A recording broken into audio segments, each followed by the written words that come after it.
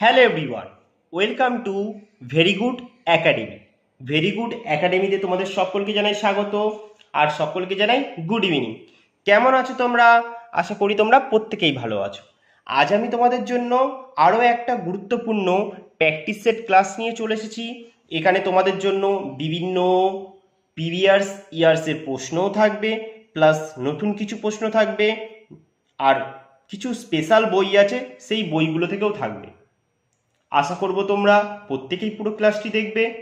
চলো তাহলে শুরু করি আর দেখে নিই আজকের প্রথম প্রশ্নে কি বলেছে। দেখো, 1 নম্বর প্রশ্নে কি বলেছে? বলেছে কি এ নল বি নলের দ্বিগুণ ক্ষমতা সম্পূর্ণ। এ নল বি নলের দ্বিগুণ ক্ষমতা সম্পূর্ণ। তারপর কি বলেছে? বলেছে একটি চৌবাচ্চা বি নল নাকি 24 ঘন্টায় জলপূর্ণ করতে পারে। একটি চৌবাচ্চা বি নল 24 ঘন্টায় জলপূর্ণ করে দেবে। তাহলে বলেছে একত্রে, মানে এ নল আর বি নল, মানে একত্রে দুটো নল দ্বারা চৌবাচ্চাটি জলপূর্ণ হতে কত সময় লাগে? তাহলে চলো এই অঙ্কটা আমরা করে নিই। আর যারা যারা পারবে অবশ্যই অ্যান্সারটা কমেন্টে জানাবে, আর যারা পারবে না তোমরা আমার সাথে করো। চলো তাহলে কিভাবে করব? প্রথমে দেখো এইটুকানি ভাঙাই আমরা। এ নল বি নলের দ্বিগুণ ক্ষমতা সম্পূর্ণ। তাহলে আমরা বলি এই যে এ নল আর বি নল, তাহলে এখানে কটা প্লেয়ার আছে? দুটো প্লেয়ার আছে, একটার নাম এ নল, একটার নাম বি নল। তাহলে কি বলেছে? এ নল নাকি বি নলের দ্বিগুণ ক্ষমতা সম্পূর্ণ। এ নল বি নলের দ্বিগুণ ক্ষমতা সম্পূর্ণ। বি নল যদি 1 হয় তাহলে এ নল কত হবে?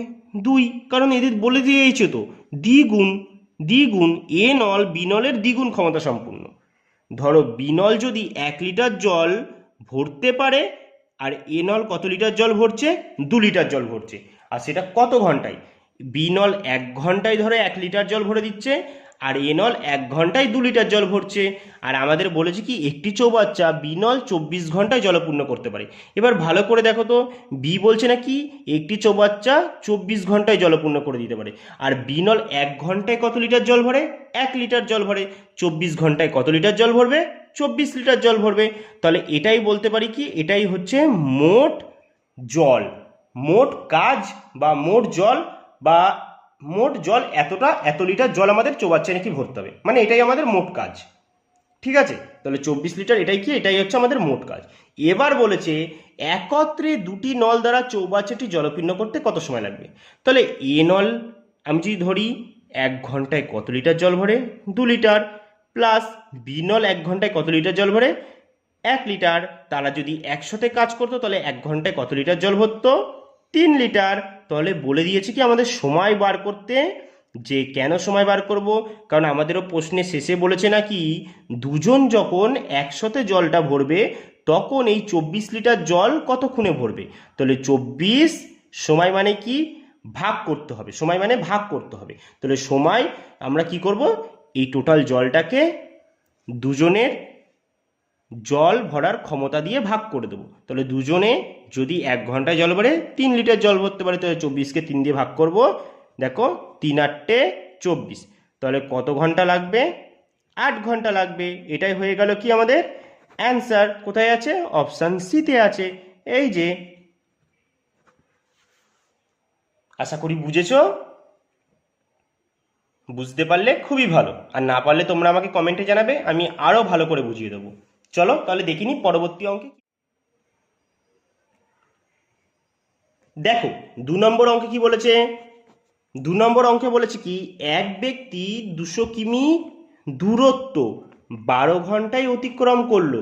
মানে 200 কিমি দূরত্ব আমি যদি জিজ্ঞাসা করি যে একটা লোককে, বলবো কাকু আপনি 200 কিমি দূরত্ব কত ঘন্টায় যেতে পারবেন? ওই কাকুটা আমাকে কি বলবে জানো তো? বলবে ভেবেচিন্তে বলবে আমি 12 ঘন্টায় অতিক্রম করে দেবো। এত গর্ব যে বলেই দিচ্ছে আমি 12 ঘন্টায় 200 কিমি অতিক্রম করে দেবো। তাহলে এইটুকুনি আমরা বুঝলাম যে একটা ব্যক্তি আছে, সে নাকি 200 কিমি দূরত্ব 12 ঘন্টায় চলে যেতে পারে। তারপর বলেছে সে সম্পূর্ণ পথের অর্ধাংশ। ভালো করে দেখো সম্পূর্ণ পথটা কত? সম্পূর্ণ পথ হচ্ছে 200, তার অর্ধাংশ। অর্ধাংশ কত হয়? 2 দিয়ে ভাগ করলেই বেরিয়ে যায় 100। তার মানে অর্ধাংশ হচ্ছে কত? 100। তার মানে কি বলেছে? সে সম্পূর্ণ পথের অর্ধাংশ। সম্পূর্ণ পথ কত? 200। অর্ধাংশ বলে দিয়েছে কি সে 100 কিমি 100 কিমি যাচ্ছে, কত সময়ে যাচ্ছে? সে সম্পূর্ণ পথের অর্ধাংশ 1/3 অংশ সময়। 1/3 অংশ, এটা কার কার? এটা কিন্তু 100 নয়, কিন্তু এটা সময় বলেছে। 1/3 অংশ সময়ে অতিক্রম করলো। তাহলে আমরা বলতে পারি কি 12 ঘন্টার 1/3 অংশ, কারণ মোট সময় তো 12 ঘন্টা। তাহলে 12 ঘন্টার 1/3 অংশ 3 দিয়ে ভাগ করলে 3×4 = 12। তার মানে কি আমরা বলতে পারি 100 কিমি পথ তার প্রথমে যেতে কত ঘন্টা সময় লেগেছে? 4 ঘন্টা সময় লেগেছে। আশা করি বুঝেছো এইটুকানি। তার মানে আমরা প্রথম 100 কিমির হিসাবটা বার করে নিলাম, তার কতটা সময় লেগেছে? তার 4 ঘন্টা সময় লেগেছে কি, যে প্রথম 100 কিমি যেতে। তারপরে কি বলেছে? বলেছে বাকি অংশ, যেটা আমাদের বার করতে হবে। বাকি অংশের ক্ষেত্রে তার গতিবেগ কত? মানে দেখো টোটাল দূরত্ব কত? 200, কিন্তু তার ভিতরে প্রথমে সে 100 চলে গেছে, আর বাকি রইল কত? 100 কিমি। ঠিক বললাম তো? তাহলে বাকি রইল 100 কিমি। তো বলেছে এই যে 100 কিমি দূরত্ব যাবে, বলেছে বাকি অংশের ক্ষেত্রে তার গতিবেগটা কত, মানে তার বেগ কত ছিল। তাহলে ভালো করে দেখো, প্রথম 100 কিমি যেতে তার কত ঘন্টা লেগেছে? 4 ঘন্টা। আর টোটাল তার নাকি 200 কিমি যেতে কত ঘন্টা লেগেছিল? 12 ঘন্টা। তার ভিতরে 4 ঘন্টায় নাকি তার প্রথম 100 কিমি যেতে লেগে গেছে। তাহলে বাকি 100 কিমি যেতে কত ঘন্টা লেগেছে? 8 ঘন্টা লেগে গেছে। তো এটা আমরা পেয়ে গেলাম যে বাকি অংশ যেতে তার 8 ঘন্টা লেগেছে। তাহলে এবার আমাদের বলেছে কি এই বাকি অংশটা ক্ষেত্রে এই বাকিটুকু বার করতে হবে আমাদের। এই বাকিটুকু অংশের ক্ষেত্রে তার বেগটা কত ছিল। তাহলে বেগ মানে আমরা কি জানি? দূরত্ব বাই সময়। তাহলে দূরত্ব কত ছিল? 100, আর সময় কত ছিল? 8। তাহলে বেগ, এই দেখো বেগের সূত্রটা দেখো কি হয়, সময় দূরত্বের অঙ্কে বেগ মানে হচ্ছে দূরত্ব বাই সময়। আর যদি বলতো সময় বার করতে, তখন কি হতো?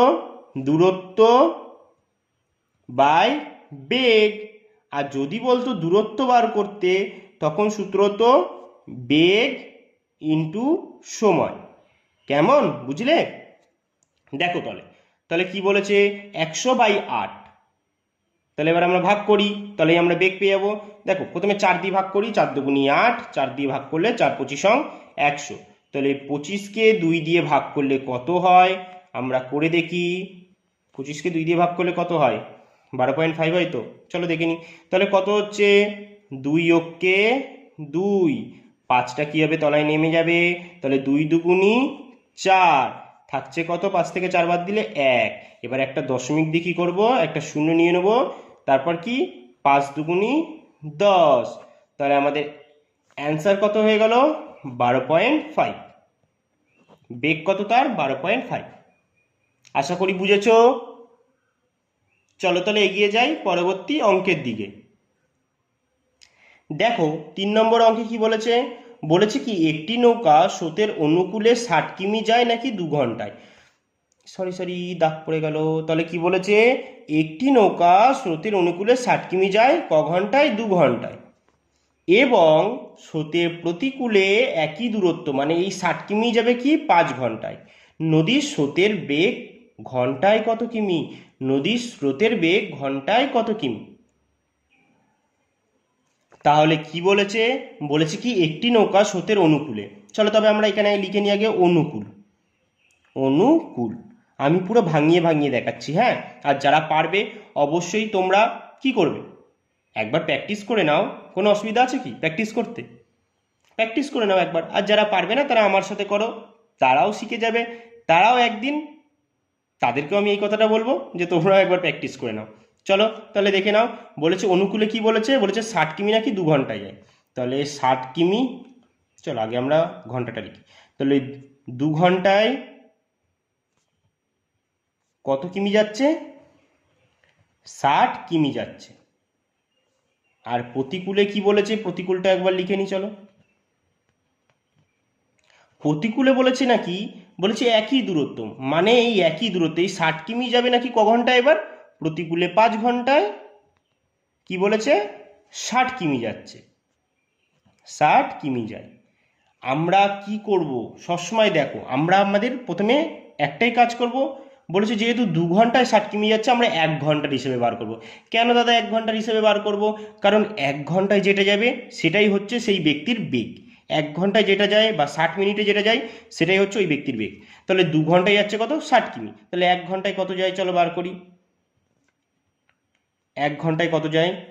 আমরা কি করি, চলো ওপরে তৈরাশি করে দিই 60।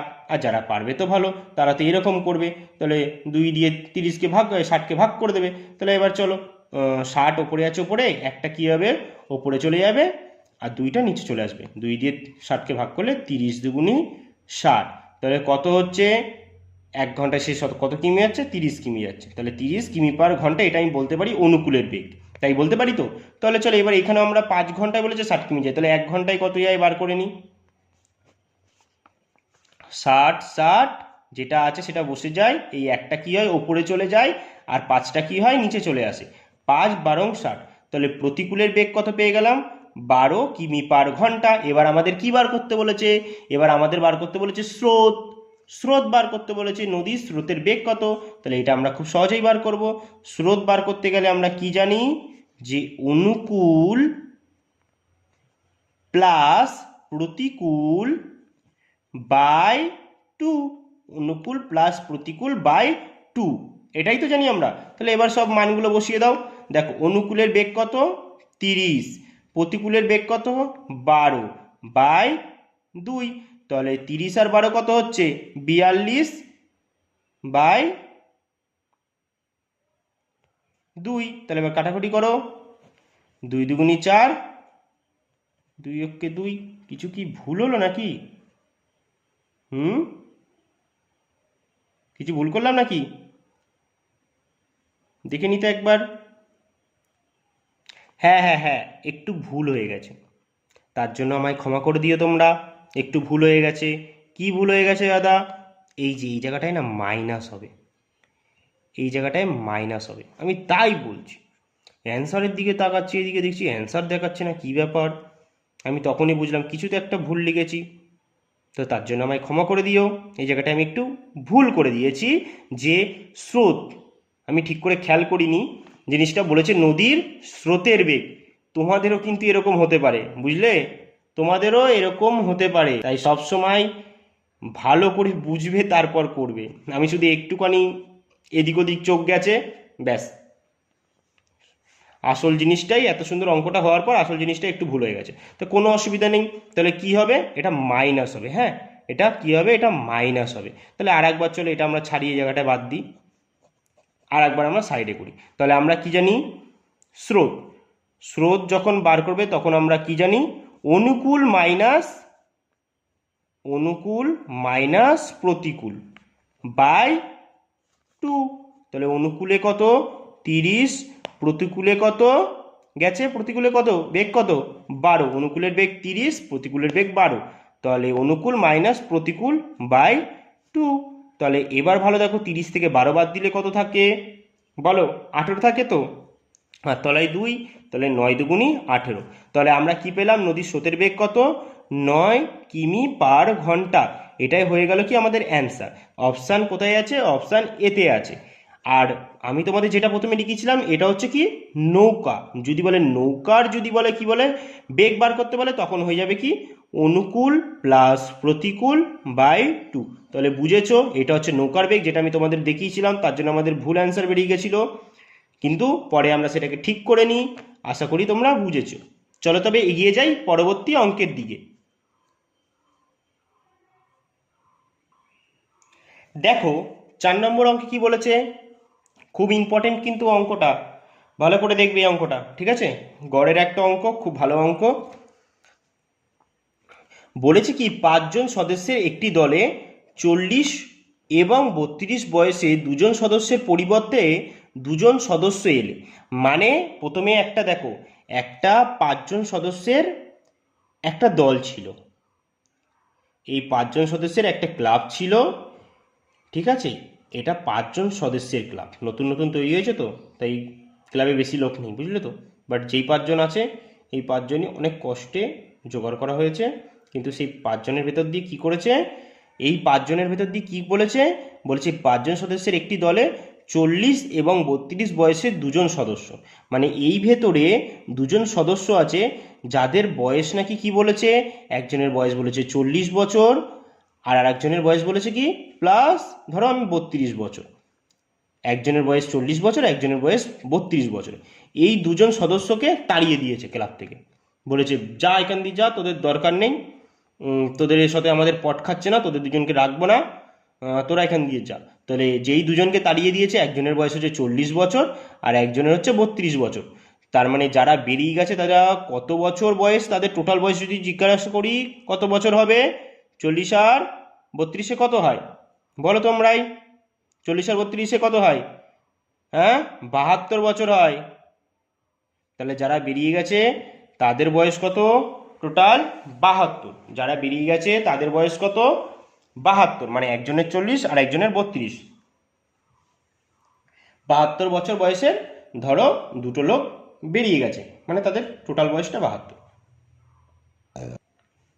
তারপর কি বলেছে, বলছে এই দুজনকে যে তাড়িয়ে দেওয়া হলো না, এই দুজনকে তো তাড়িয়ে দিল, 5জন সদস্য দিয়ে দুজনকে তাড়িয়ে দিয়েছে। এবার বলছে নাকি এই দুজনকে তাড়িয়ে দেওয়ার পর ওরা নিজেদের ভিতরে আর যেই তিনজন ছিল আলোচনা করলো, যে বলল আমাদের ক্লাবের তো মেম্বার সংখ্যা কমে গেল, যে করে আরও দুজনকে না আনতেই হবে, যেই দুজনকে তাড়িয়েছি ওদের বদলে দুজনকে ঢোকাতেই হবে, ক্লাবের পাল্লাটা একটু ভারী করতে হবে। বলছে চল তাহলে আরো দুজনকে নিয়ে আসি। তখন নাকি দুজন সদস্য এলো, নতুন দুজন সদস্য এলো, যারা নাকি এই ক্লাবে প্রবেশ করার পর প্রত্যেকের গড় বয়স নাকি 2 বছর করে বেড়ে গেছে, সকলের গড় বয়স বলে দিয়েছে কি 2 বছর বৃদ্ধি পায়। নতুন যে দুজন ঢুকলো, মানে নতুন দুজন ঢুকলো ক্লাবে, আবার কিন্তু ক্লাবে 5জন লোক হয়ে গেল। এই নতুন দুজন ঢোকার ফলে নাকি কি বলেছে, নতুন দুজন ঢোকার ফলে কি বলেছে, নতুন দুজন ঢোকার ফলে ক্লাবের গড় বয়স নাকি কি বলেছে 2 বছর বৃদ্ধি পেয়ে গেছে। এবার ভালো করে দেখো, একজনের গড় বয়সে যদি 2 বছর বৃদ্ধি পায় তো ক্লাবের সদস্য কত ছিল, 5জন না, তাহলে 5 দুগুণী 10, 10 বছর বৃদ্ধি পাবে, ঠিক বললাম তো? তাহলে কত বৃদ্ধি পেলো, 10 বছর বৃদ্ধি পেলো। এবার ভালো করে দেখো, আমরা প্রথমে দেখলাম, প্রথমে কত বছরে দুটো লোক বেরিয়ে গেছিল, টোটাল হচ্ছে 72 বছর বয়স, যারা বেরিয়ে গেছিল তাদের ছিল 72 বছর বয়স। এবং পরে যেই দুজন ঢুকলো তারা ঢোকার পর নাকি প্রত্যেকের গড় বয়স কি হয়েছে, প্রত্যেকের গড় বয়স কি হয়েছে 2 বছর করে, কি হয়েছে 2 বছর করে বৃদ্ধি পায়। তার মানে একজনেরই যদি 2 বছর বৃদ্ধি পায় তাহলে কতজন আছে, 5জন আছে না, 5 দুগুণী 10, 10 বছর বৃদ্ধি পাবে। তাহলে আমরা এটা কি বলতে পারি, যারা প্রথমে ক্লাব দিয়ে বেরিয়ে গেছিল তাদের থেকে এদের 10 বছর আরও বেশি বয়স, কারণ এরা ঢোকার পরই তো 2 বছর করে বৃদ্ধি পেয়েছিল। তার মানে যারা বেরিয়ে গেছে তাদের বদলে যারা ঢুকেছে তাদের বয়স কত হবে, এদের থেকে 10 বছর বেশি। তাহলে যারা বেরিয়ে গেছে তাদের বয়স ছিল 72, প্লাস এখন যারা ঢুকেছে তাদের আরও 10 বেশি, তাহলে কত বয়স হবে 82 বছর। তার মানে এখন যারা ঢুকেছে তাদের দুজনের বয়স কত, 82 বছর। এবার আমাদের তো এটা বলেনি বার করতে, আমাদের বলেছে দুজন সদস্যের গড় বয়স কত, তাহলে আমরা দুজন সদস্যের বয়স কত পেলাম 82, আর দুজন বলেছে আমরা জানি কি গড় মানে কি টোটাল বাই এন, গড় মানে কি আমরা জানি, গড় মানে কি টোটাল বাই এন, এটা হচ্ছে কি আমাদের গড় বার করার সূত্র, টোটাল বাই এন। টোটাল মানে কি টোটাল কতজন, মানে তাদের আমি ধরো এখানে মানে টোটাল বয়স কত 82, এন মানে কি কতজন আছে, মানে সংখ্যায় কত, মানে কতজনের গড় বয়স, এটা এটা কতজনের বয়স, দুজনের না, এই দুজনের বয়সে এটাকে ভাগ করে দেবো। তাহলে 2 দিয়ে ভাগ করলে কত হচ্ছে, 4 দুগুণী 8, 2 অক্ষে 2, তাহলে কত হয়ে যাচ্ছে আমার 41, কত হয়ে যাচ্ছে আমার 41। তাহলে আমাদের গড় বয়স দুজনের কত বেরিয়ে গেল 41 বছর, এটাই হয়ে গেল আমাদের অ্যান্সার। আশা করি বুঝেছো, এটা কিন্তু খুব ভালো অঙ্ক। চলো তাহলে এগিয়ে যাই পরবর্তী অঙ্কের দিকে। দেখো 5 নম্বর অঙ্কে কি বলেছে, বলেছে এ ও বি যৌথভাবে একটি কোম্পানি খোলে, মানে এ আর বি আছে, তারা নাকি যৌথভাবে একটা কোম্পানি খুলেছে। সেই কোম্পানিটার কি নাম তোমরা জানো, জানলে বলো। হ্যাঁ, বলেছে এ ও বি যৌথভাবে একটি কোম্পানি খোলে, বলেছে খুলে এ এর মূলধন বি এর দ্বিগুণ, বলেছে কি এ এর মূলধন বি এর দ্বিগুণ এবং এ এর নিয়োজিত সময় বি এর নিয়োজিত সময়ের 5 গুণ।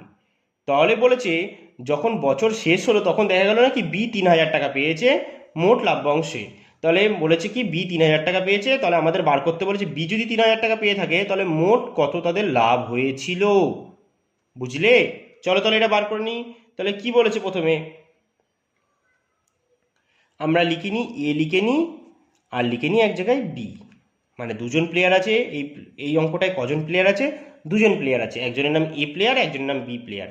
তারা কি করেছে পড়ো, এখান থেকে পড়ো, বলেছে এ এর মূলধন বি এর মূলধনের দ্বিগুণ। চলো প্রথমে আমরা মূলধনটা বার করি। তাহলে মূলধনের অনুপাতটা মানে এ এর মূলধন বি এর মূলধনের দ্বিগুণ। বি যদি 1 টাকা রেখে থাকে, এ ক টাকা রেখেছিল? 2 টাকা রেখেছিল, তাই তো? 2 টাকা রেখেছিল, তো সেটাই তো বলেছে এ এর মূলধন বি এর মূলধনের দ্বিগুণ, বি এর মূলধনের দ্বিগুণ বলেছিল। তারপরে আমাদের আরেকটা কি বলেছে, এবার এখান দিয়ে পড়ো, বলেছে এ নিয়োজিত সময় বি এর নিয়োজিত সময়ের 5 গুণ। এবার আমরা সময় লিখি এখানে, এ নিয়োজিত সময় বি এর নিয়োজিত সময়ের 5 গুণ। আমরা ধরলাম বি কত বছরের জন্য টাকা রেখেছিল? 1 বছরের জন্য। তাহলে যেহেতু কি বলেছে, এ নিয়োজিত সময় বি এর নিয়োজিত সময়ের কি বলেছে? 5 গুণ। তাহলে বি কত বছরের জন্য টাকা রেখেছিল? 5 বছরের জন্য। এবার আমরা কি বার করব? এবার আমরা করব লাভ্যাংশ। এবার আমরা বার করব লাভ্যাংশ। আমরা কি জানি? লাভ্যাংশ সমান সমান কি জানি? মূলধন ইন্টু সময় জানি তো? মূলধন ইন্টু সময়, এটাই তো জানি। তাহলে চলো লাভ্যাংশটা বার করি। মূলধন কত? 2, আর সময় কত এর? 5 বছর। দেখো এর মূলধন কত? 1, আর সময় হচ্ছে 1। তাহলে 5 দুগুণী 10, আর এর লাভ্যাংশ কত হলো? 1। তাহলে দেখো এর লাভ্যাংশ কত? 10 ভাগ, আর বি এর লাভ্যাংশ হচ্ছে 1 ভাগ। আর প্রশ্নে বলেছে নাকি বি কত টাকা লাভ্যাংশ পায়? 3000 টাকা পায়। তাহলে আমরা বলতেই পারি একের ভ্যালুই 3000, বলতে পারি তো? তাহলে কত গুণ? 3000ই গুণ। তাহলে আমাকে বলে দিয়েছে মোট লাভ্যাংশ কত। তাহলে তাদের টাকাটা যদি মোট কত ভাগ? 10 আর 1 11। তাহলে 11 ইউনিট সমান সমান কত? এটাকেও কি করব? 3000 দিয়ে গুণ করে দেবো। তাহলে কত হচ্ছে? 3 11 33, আর 3টে 0। তাহলে কত হলো তাদের মোট লাভ্যাংশ? 33,000। বুঝেছ? কোথায় আছে দেখো? অপশান বিতে আছে। এটাই আমাদের হয়ে গেল অ্যান্সার। আশা করি তোমরা বুঝেছো। তাহলে আজকে এখানেই আমাদের ক্লাসটি শেষ করছি। আবার দেখা হবে তোমাদের সঙ্গে এরকমই একটা গুরুত্বপূর্ণ প্র্যাকটিস সেট নিয়ে। ততক্ষণের জন্য তোমাদের সকলকে জানাই টাটা।